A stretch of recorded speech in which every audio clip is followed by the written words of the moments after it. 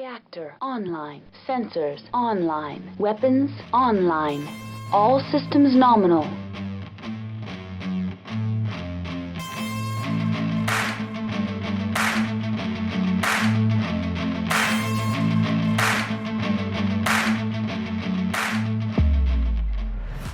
Hello everyone, this is Carrie with the Unicorn Company podcast, reporting from our secret Canopian Catgirl base hidden somewhere in the mountains. And today we are going to talk about why we hate Land Air Mechs. Now, of course, I'm stealing this a little bit from MechFrog. MechFrog, I hope you're having a wonderful day.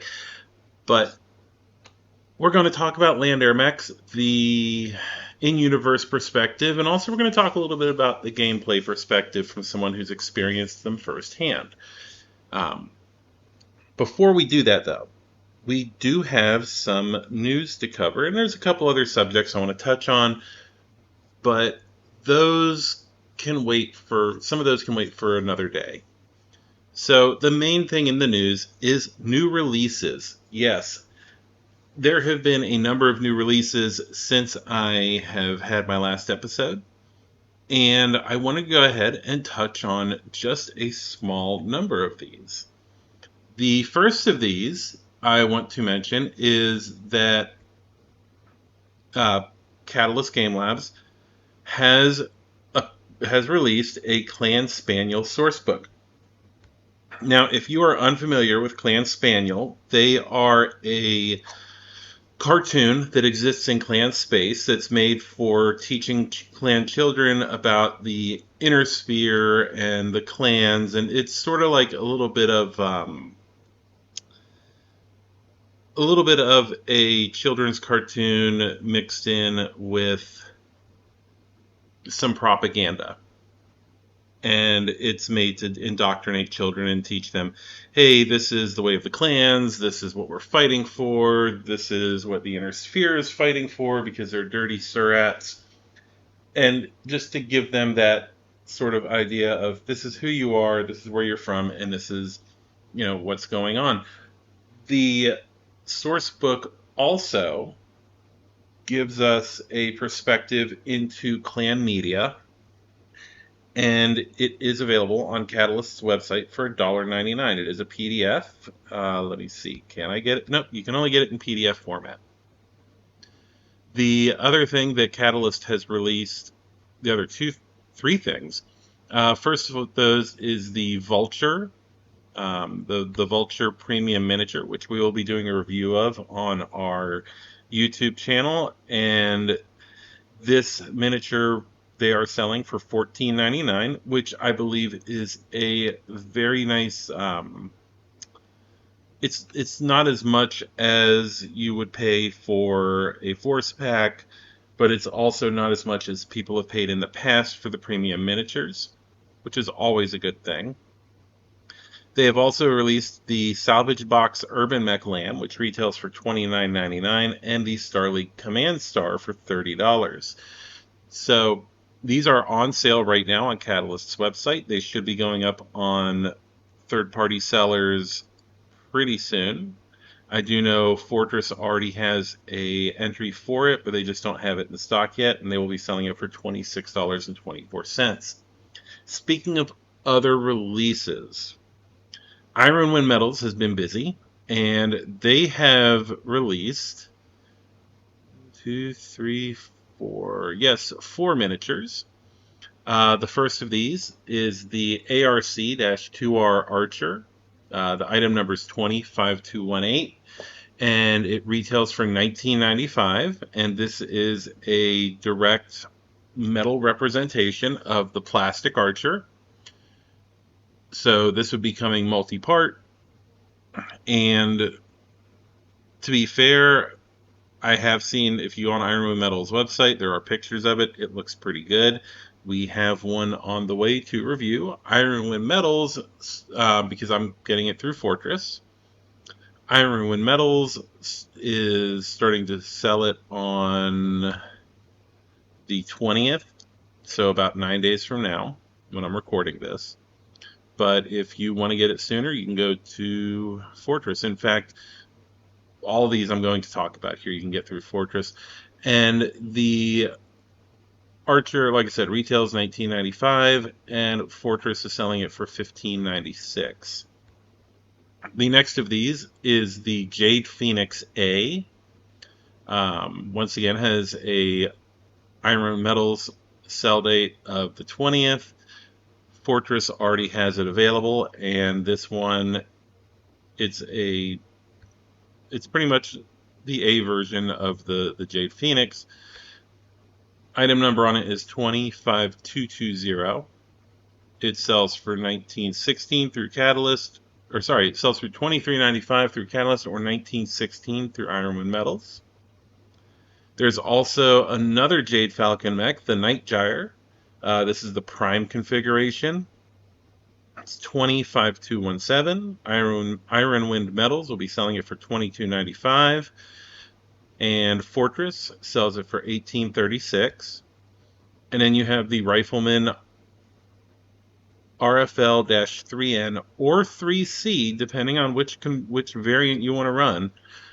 This one is 1516 through Fortress Miniatures and Games. Ironwind is selling it for 18.95. So that's what we have as far as new miniatures coming out. And of course, I do plan on getting the Rifleman. Well, I already have the Archer, the Jade Phoenix, the Night Gyre, and the Rifleman ordered. I may order a premium Rifleman at some point just to compare it to the Metal Rifleman, because one of my biggest things has been, why are we not having Ironwind Metals make the premium miniatures? Yes, they're not in plastic, but it would be a huge improvement, in my opinion, over what we've had so far from the premium miniatures, where we've had issues with not mold lines, with print lines, with scale being a big issue. Apparently, I'm guessing because of the way that they do it. The Rifleman, I know there was like a mini Rifleman, and then there was the Rifleman. So yeah, hopefully we'll see how this scales compared to an actual plastic Rifleman. I plan on ordering one of the premiums, so after I review the mech individually, I will probably go ahead and compare it to the premium and see what we have there. I did also want to say that all of these miniatures will be reviewed on our YouTube channel, so go ahead and check that out. And as I get miniatures in, I try to get them in like little waves. You can vote on what miniatures I will be reviewing, in what order I'll be reviewing them. So, like right now, for example, on our Patreon, we have a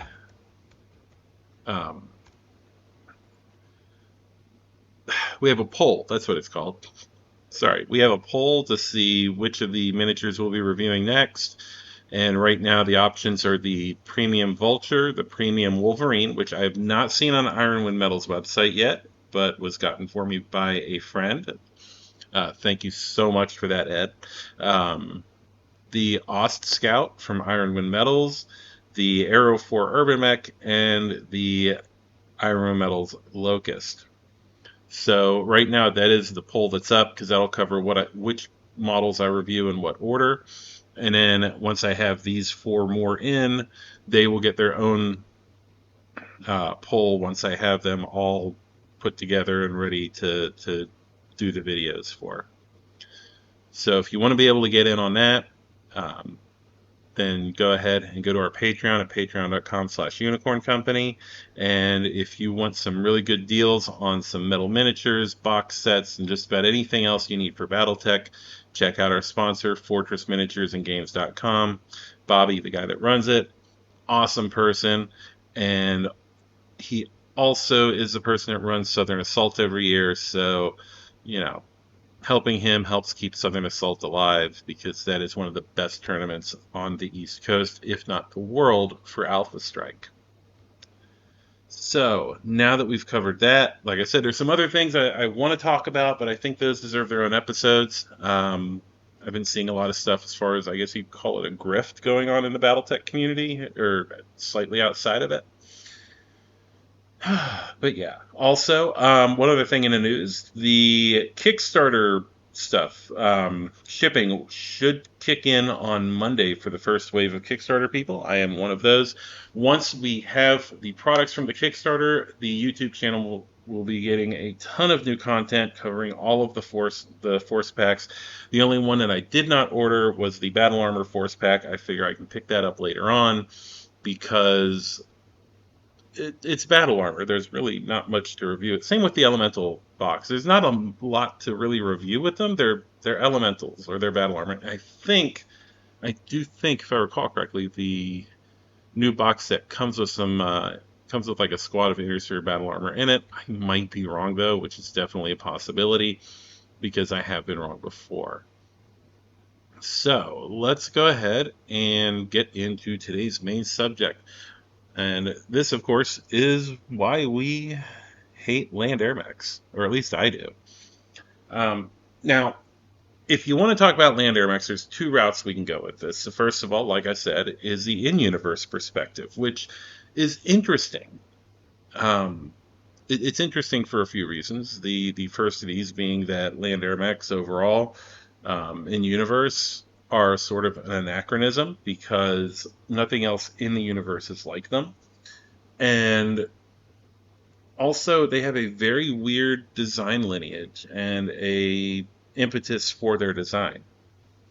Outside of the universe, obviously, there are issues. There are some major issues, and I think I'm going to save that for the end of this because I think that's going to be something that can kind of be summed up and covered in there.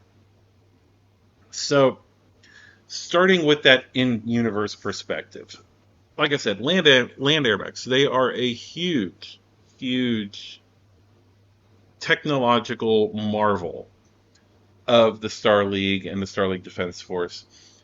And I feel like they both get too much attention and not enough.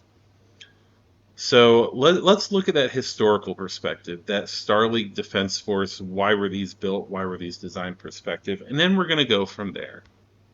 All right, so what we know as the Land Air Mech today. Oh, hold up, my cat is having a problem. I'll be right back.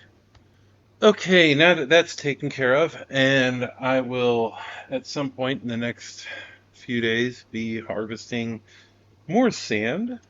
Which, by the way, if you ever have me commission paint models for you, the sand on your base comes from the banks of the Rappahannock River here in Virginia. So, that being aside, I'm trying to remember where we were. Oh yes, Land Air Mechs. I don't remember where I was. Anyway, so Land Air Mechs, they were something designed by the Star League Defense Force, specifically by Admiral Peterson.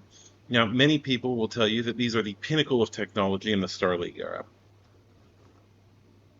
And yes, they are technological marvels. In fact, Land Air Mechs were originally designed, or not designed, but conceptualized by the commander of the Star League Defense Force in 2680, Admiral David Peterson. Now, Admiral Peterson wanted something that would bring together the Star League Defense Force, Army, and Navy, and this is because there was a lot of inter-service rivalry between the two, which had led to some animosity. And of course, when he got appointed to the commander of the SLDF overall, there was actually a good amount of backlash over this because of the fact that he's an admiral, he's not a general.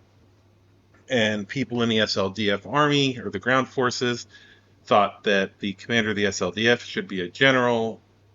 Meanwhile, for the Navy, this is a big boost in morale because here you have a naval commander, an admiral, being promoted to commander of SLDF overall. So he needed something to sort of to bring together the Star League Defense Force. And in order to do this, he thought to himself, and he pretty much said, I want something that can operate as both a battle mech and as an aerospace fighter. The results of this would be the Land Air Mech program. Now, the other thing to remember about Admiral Peterson, this guy was not just the father of the Land Air Mech program and the resulting designs. Admiral Peterson was Admiral Peterson was that kid in high school that was the overachiever, but he didn't stop overachieving.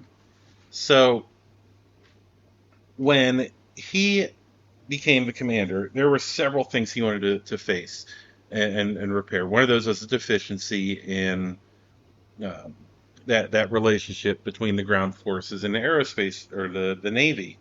The other things that he decided that needed to be done was a prioritization of the rearming of the Royal Divisions with advanced weapons and equipment.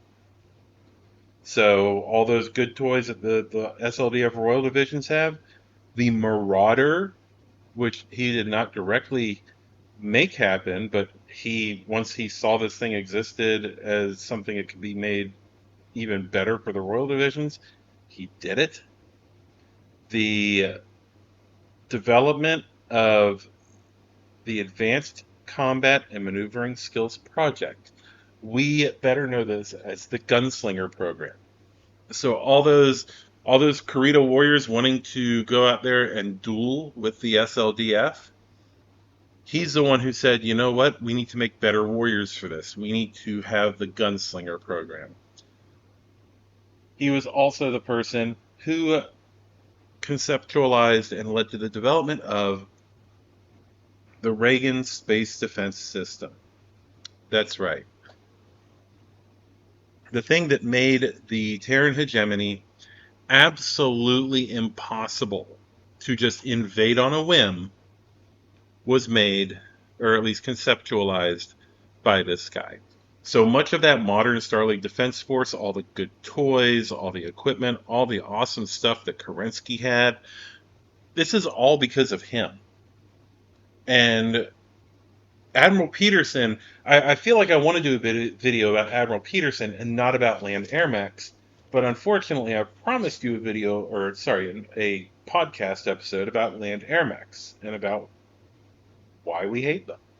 So, yeah, as much as Admiral Peterson played a big part in this, there are other cogs in this machine, as it were, and we have to look at those as well. And of course, we have to look at the Land Air Mechs, which I have opinions, strong opinions about these things. All right, so Peterson gets people to start designing Land Air Mechs. People are like, all right, well, we can do this. We can build these things for you. We can make awesome transforming things that look kind of like Starscream. And or maybe Peterson was a big fan of 20th century Japanese anime. We never know. I mean, that could literally be it. But still. So Peterson goes and gets this project rolling. Of course, you have a few different people who try to get in on the project, and the first of these was the bimodal Shadowhawk. This was designed by Allied Aerospace in 2680. And the bimodal Shadowhawk pretty much is exactly what it says. It's a Shadowhawk that can go between mech, or I want to say air mech and aerospace fighter, or mech and air mech. I can't quite remember. The prototype went through testing by both of the branches of the Starlink Defense Forces, and by 2682, they were done with their initial evaluations. The SLDF went and said, hey, Allied Aerospace, here's what we want you to fix on the design. They went and reworked the machine to address the poor performance of the initial design that the Starlink said needs to be fixed. And that new version was evaluated again. Now, during the testing, if I recall correctly, there was actually someone who lost their life during the testing of the Shadowhawk Lamb. And while this would lead to the Starlink Defense Force eventually turning the design down and Instead of course, saying, hey, a test pilot died, they went and said it has too poor fuel efficiency. It's a bureaucratic way of getting out of saying publicly, yeah, no, we don't want this because it killed somebody, even though its job is to. Anyway, so Shadowhawk Lamb, much like the Osprey, has a pilot die in the testing phase, and unlike the Osprey, it did not get approved. So, with the Star League having more thought to it than the modern or the 20th century 21st century U.S. military, um, the Shadowhawk Lamb was not to be seen again by the Star League Defense Forces. Now, of course, it did have 20 prototypes built by Allied Aerospace, who attempted to sell it off to somebody, anybody who would buy this thing. And I don't know if it's the poor fuel economy or if it was the fact that somebody got, crash landed in the thing and didn't make it through. But nobody really wanted to pick up the design. Nobody was like, "Hey, Allied, that looks cool. We want that." So of course, Allied Aerospace fails in what they're doing. And of course, at this point, you know what? The Land Air Mech has failed, and the dead test pilot, I think, gives us at least one reason to hate this machine. But there are many, many more, and we'll get to those. So after the Shadowhawk Lamb, you have you have another company enter this field, and this would be Lexitech Industries.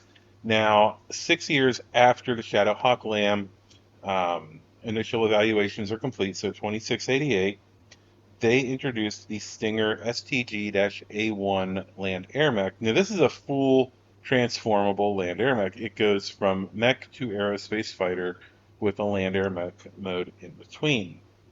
And it was the first successful mass production land air mech. Um, Now, 2 years after this, another company, Harvard Company Incorporated, developed the Wasp Land. And these two designs are very similar, almost as though they were designed by the same person moving from firm to firm. I can't confirm that, but just saying. Then again, also, there's only so many ways to make an aerodynamic uh, fighter shape that then transforms into a walking robot, or in this case, walking battle mech. So the weapons payloads on them were similar enough where, like I said, it looks like these are designed by the same person. The In the long term, I want to say the bomb bays were slightly different, as the Stinger Lamb ended up having bomb bays that could carry Arrow 4 missiles. But otherwise, I mean, these are very similar mechs and very similar aerospace fighters. So these two companies get their Starleague contracts. They're selling these mechs to the Starleague. Starleague's buying them up. Now, while they're doing this, I'm sure that you probably remember Allied Aerospace. They go and they look at what they did wrong. They look at the Shadowhawk and go, okay, here's where we messed up. Here's where we failed. Here's what we need to fix. And they come back in 2692 with what would be considered the pinnacle of the Starleague Defense Force LAM project. And that would be the Phoenix Hawk Land Air Mech. Now, the Phoenix Hawk is the heaviest Starleague Defense Force type of LAM. It was also based on the venerable Phoenix Hawk battle mech, which we're all familiar with, and I've avoided making a mech tech about because there's more variants than there are days in a year. But that being aside, it brought that land air mech concept functionally up to the medium weight class, which it's pretty awesome. But why why did it take so long to get there? And also, you have to wonder, why didn't either of the other firms think of that first? Because once you're in air mech mode, you're fast enough where it um, doesn't matter about your ground speed anymore because you're going to fly super fast along low altitude, go recon your target, and come back. I mean, at least in theory. So anyway, Allied Aerospace gets their machine. Everybody's happy. The Starlink Defense Force is buying these in droves. And nobody wants to talk about the problems, though. So, first of all, in order to even make them competitive with their ground based counterparts, and competitive being a loose term here, they needed to increase the weight of all these designs. So the Phoenix Hawk, the Stinger, the Wasp all gained weight in order to account for their conversion equipment. And even then, they're really still not on par with their uh, ground-based counterparts. So in the air, they're slower than similar aerospace fighters. And that's because they couldn't use endosteel, ferrofibers, or extra light engines. Meanwhile, the rest of the Starlink Defense Force is being outfitted with amazing equipment that doesn't require extra weight to transform and also works as advertised and not so much as, hey, look, we made a transformer. Do you want to pilot it? It doesn't move as fast as other stuff on the battlefield. The scout versions are not as scouty. The medium version, which is generally seen as a heavy scout slash cavalry type unit, is not up to either task. But these are the pinnacle of the SLDF. These are the pinnacle of the Starlink. Like I said, I'd rather talk about Peterson and all the cool stuff that he built. But this is where we are. This is what we're talking about. So these machines had other issues as well. One, they're incredibly fragile. They require a lot of logistical support, a lot of maintenance time. Um, they have the three different modes that they're in, and if you use them as advertised, the way that it works is that you take this thing, in theory, let's say you are spacebound. You want to go ahead and recon LZs. You can go ahead, shoot this thing out of a dropship as an aerospace fighter. It hits the atmosphere, gets down low, turns into an air mech, finds the LZ, scouts it out, maybe turns into full-on mech mode to engage something that it needs to do, like light support or something like that. And then turns back into an aerospace fighter and flies back, and you have your ground, you have your LZs, the recon information for them. But the SLDF had whole regiments of these things. They called them striker regiments. And the concept is they were fast moving and they could technically get behind enemy lines and do horrible things. Except nobody accounted on the problems with the Land Air Mech. A hit in the right spot can get you stuck in a mode, like get you stuck in air mech mode, which isn't the worst. The worst is either getting stuck in full battle mech or full aerospace fighter mode. Because if you're stuck in full aerospace fighter mode, well, guess what? You are now the slowest medium or light aerospace fighter in combat, in the combat area. You are outmatched by just about everything out there. Same with mech mode. You get stuck in mech mode and you are outmatched by just about everything out there. I think what would have been interesting in this case is that the SLDF or the Starlink said, you know what, we need something that's not a mech and not an aerospace fighter, but both. And this leads to the other problem with land air mechs, in my opinion. Not just looking at the heavy logistical problem, where you have three factories producing all of the replacement parts, and each factory is owned by a specific company. So it's not like they're working with each other or anything like that. And then you have the incredibly high amount of maintenance time and wear and tear on the design because it transforms like a freaking transformer. And yeah, no, that's a lot of moving parts and a lot of maintenance. And I feel so badly for the technicians and ground crews that had to work on these things. But then you get what I think is the biggest problem. They were never designed for long-term combat. So what I think is the death knell and truly proves the horribleness of land air mechs is the Second Reunification War and the Starleague Civil War. So looking at what happened with the Second Reunification War, you have this conflict which was essentially created by somebody for the Starleague. It wasn't a naturally occurring, if that's even a phrase to use, but it wasn't a conflict that was created through means that didn't involve somebody else poking and prodding the bear, as it were, to make it happen. Um, I went off on a tangent there, and I just totally forgot. Oh yes, but Second Reunification War, Starleague Civil War. This is a spot where, like, the Starleague had not counted on having to fight these kinds of wars. They were fighting brush wars. They were fighting lone Kurita um, mech warriors who went rogue. They weren't dealing with large strategic movements.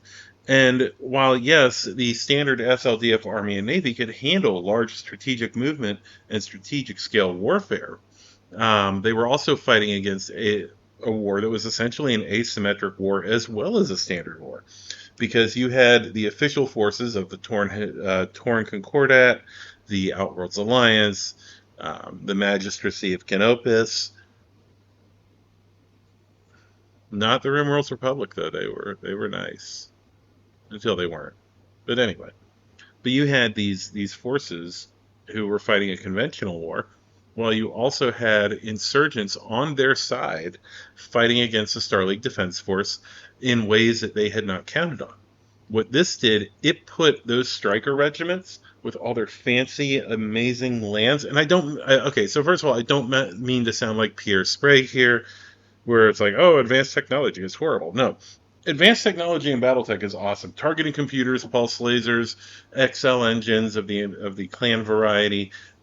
These are all amazing, wonderful upgrades in BattleTech. These are wonderful technologies. Artemis 4, Artemis 5, advanced technology is not a bad thing. It's not something I sit here and go, oh yeah, no, that's bad. No, we don't want it. But the Land Air Mechs, even during that period, even after all those years, were still bleeding edge technology as far as what they did and how they worked.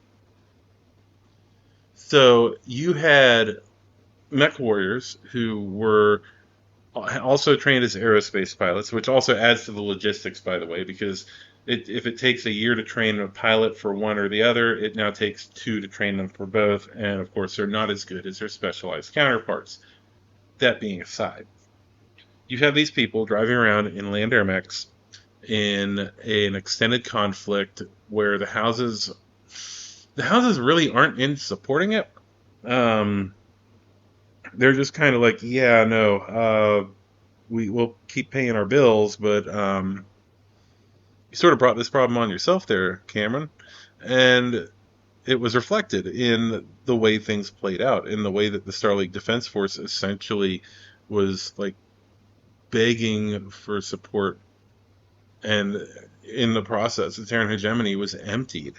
There were very few units that stayed in the hegemony, making it easier for Stefan Amaris.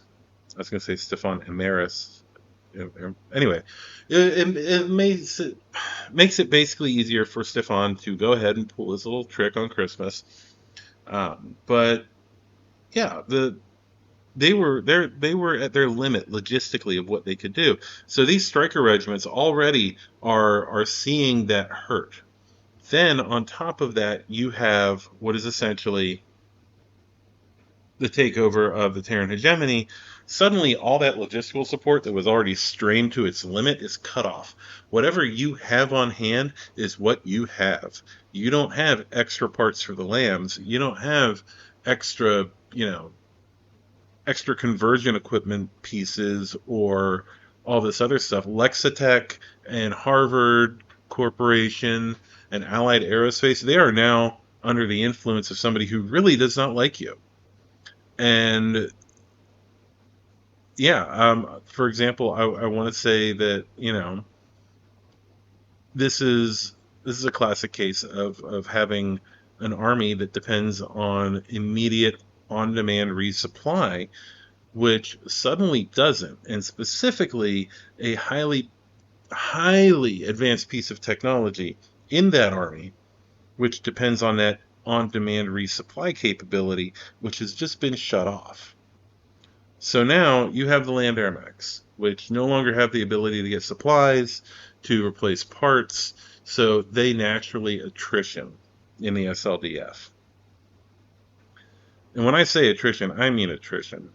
Um, because even if those companies were not directly inside the hegemony sphere of influence, they did have factories that were located in other houses and stuff like that. But there was still only three sources for these parts. And of those three sources, if they're not getting paid, they're not sending you the parts, especially when they get an invoice from somebody that says, oh, yeah, no, now all Land Air Mechs go through here. And to think about it, you probably weren't getting the supplies straight from the factory. They were probably going to a warehouse somewhere in the hegemony, which then turned around and sent them to the front. So, yeah. I mean, so the Land Air Mechs suddenly had even more of a fatal flaw involving the issues they faced with resupply and a long-term war. Now, after Kerensky leaves during the succession wars, they are still made to a certain degree, especially in the Draconis Combine. I believe the Wasp Flame factory was the last one to fall. And, well, quite frankly, yeah, it couldn't keep up with what little demand there was during the succession wars for parts for that one machine. They could barely build more of the machines to send out to go fight the clans or fight the other houses or whatever. And that alone shows me why these things are not a great weapons platform. They're not a great system. They're too reliant on having needs filled very quickly. Of course, this brings us to the Blakists. Now, yes, I admit, before we even get to the Blakists, the clans did toy around with a Phoenix Hawk Land Air Mech, trying to make it work, and that whole having two pilots thing, still kind of a problem. Also, you still had all you couldn't use the XL engines, you couldn't use, there's a lot of stuff. And the Word of Blake took and essentially did a similar program. They designed three new aerospace fighters for it. Or not aerospace fighters, Land Air Mechs for it. They refer to these as the Puka, the Wineta, and, the Ure. So, all three of these designs come out. They do have the advantage of being Land Air Mechs that are controlled by a person who literally plugs into it. Because the Man Domini had direct neural interfaces, and they also, as seen in some of the fiction, had the ability to essentially download directly from a computer any information they wanted. So what this meant was that if you were a Man Domini warrior and you're told, hey, you need to go take that Land Air Mech out and fight these people, you could easily go download the information off the Land Air Mechs or off the whatever server you had into your head about how to operate a Land Air Mech. 10, 15 minutes later, you're in the thing operating it like a veteran. But that's not feasible for everyday use. That's not feasible for use by every warrior in the Inner Sphere or the clans because of the DNI, which has very, very bad effects on people after, I want to say, 15 years. It can drive you insane. It can turn you into a potato with legs. So that's not a solution that's viable. Also, the Word of Blake looked to clan equipment to try to make their Land Air Mechs more usable in the modern era, at least during the Word of Blake, the Blakist era. So they go and they make their Land Air Mechs. They throw clan technology weapons on them to try to make them better, which ironically, with the Ward of Blake originally planning to go, and I should have said spoilers at the beginning of this, but anyway, with the Ward of Blake's original plan to be to go wipe out the clans as their gift to the Star League once they were approved as members, um, those Land Air Mechs did not know. They would have been like ripped apart by the clans. They just didn't have the punch. They didn't have, and all of them I want to say had a five 5.8 ground speed. So they weren't very fast. Not very fast at all. Oh no, they were all 4.6. They're all 4.6. So they're not very fast. They're going to perform poorly as aerospace fighters, as battle mechs, and yeah.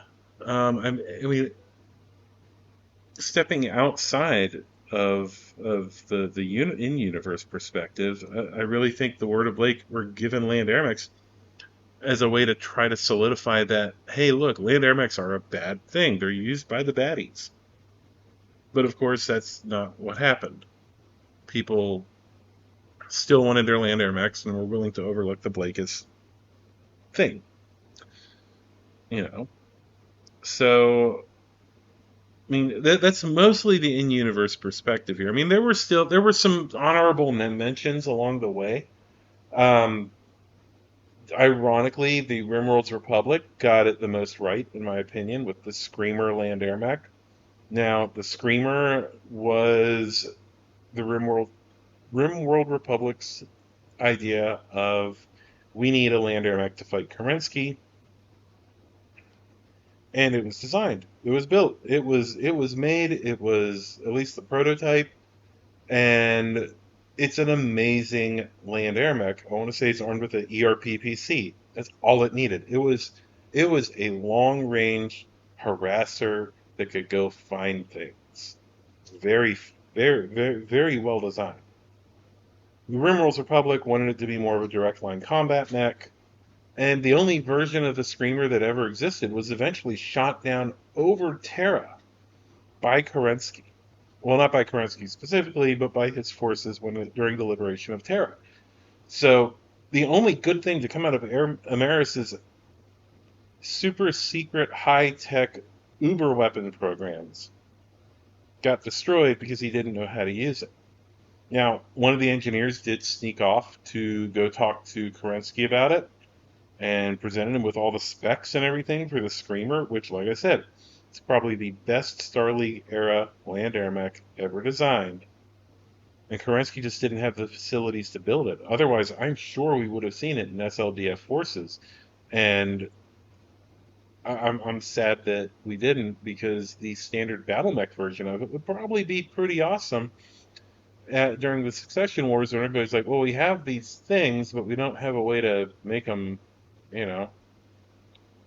So I feel like that was something that was kind of sad and is an honorable mention. Also, you had the Champion Land Air Mech, which I still feel, as it's the only jumping variant of the Champion to exist during the Star League era, partially influenced the clan's upgrade of the Champion to the Champion C, which, if you ever look at the Champion C, it's essentially the 1N2 with jump jets smacked on, and it's all clan tech. It's an amazing mech. They also threw an XL engine in there, which, yeah, because they also upped the armor. So it's an up armored 1N2 with jump jets, jump capability of 5. It is essentially the mixture of the good parts of the champion land air mech with the 1N2. And then you had the Scorpion land air mech concept, which, no pun intended here, didn't get off the ground because it was awkward and weird, and Defiance just said, it's not worth the time. But in the end, it was used to upgrade the Scorpion during the 3060s in the technical readout Project Phoenix. Now, in order to do that, they looked at the Scorpion Land Air Mech, looked at the good aspects of it, pulled them, built a new mech around it. Once again, it's it's a good thing, but it's not amazing. It's it's something that the Land Air Mech part just did not succeed. So yeah, I mean that's to be fair, that's the biggest thing for me with Land Air Mechs. The concept was neat. The concept of a mech that turns into an aerospace fighter is really cool, especially to like a 15-year-old kid or something. But looking at it from a modern sensibility and an adult sensibility, it's like, this is a bad idea and you really shouldn't pursue it. In addition to that, land air mechs have historically been really hard to integrate with the game. And if you were to time travel back to the early 90s and play against an opponent who has a land air mech, you would walk out of there in one of two opinions. One, you want some land air mechs. Or two, you never want to talk to your friend again. Because the common tactic with land air mechs back in the day, you multiplied their jump by 3, I believe, and that was their air mech movement for flying around. And they didn't land; they just kept flying. So it's not like they had to land and then fly really far again, like they had a partial wing and improved jump jets. Nope, they just flew all over the place. So the land air mechs would turn into air mech mode or start the game in air mech mode, fly around the table, and kick people in the head constantly. Now, I know you're thinking, well, why don't you just shoot them? Well, they're flying. They move 15 hexes a turn, or like in the Phoenix Hawk Lamb's case, I want to say it was a 696, so it would move 18 hexes in a turn. Good luck shooting that in BattleTech. In Alpha Strike, that's a 36-inch move. That is like a TMM of 5 plus 1 for airborne. You have an average warrior of 4. So at short range, point blank range, where it's next to you and it's kicking you in the punch table, you have like a 10 to hit. So, but yeah, that's why we hate the Land Air Mech. In fact, I hate Land Air Mech so much that this episode is not getting its own mech tech. Instead, I'm going to devote the time to making more of the cards that you all deserve for having been patrons. You can find those over on our Patreon, patreon.com/unicorn company. I will be releasing, I'm going to go back through all the backlog. I'm going to just start going from episode 1 until now. If I've covered a mech like a single variant of it, I'm going to just do all the variants. So I think I covered the Omni Marauder, which means technically it's separate from the Marauder, but I might just drop the Marauder too. Not the Marauder 2 too, but you know what I mean. So drop the cards for the Marauder and the Omni Marauder. I think I've talked about Shadowcat. I know I've touched on the Crab and a few other designs in one of the early episodes. I'm going to go ahead and drop all the cards for the Crab and all that once I have them finished. I'm going to be working on those this weekend. So, yeah. Also, before I leave, I want to thank all my patrons. You all have made this possible for me, as well as my sponsor. All of you are wonderful, and I appreciate that you help make this possible.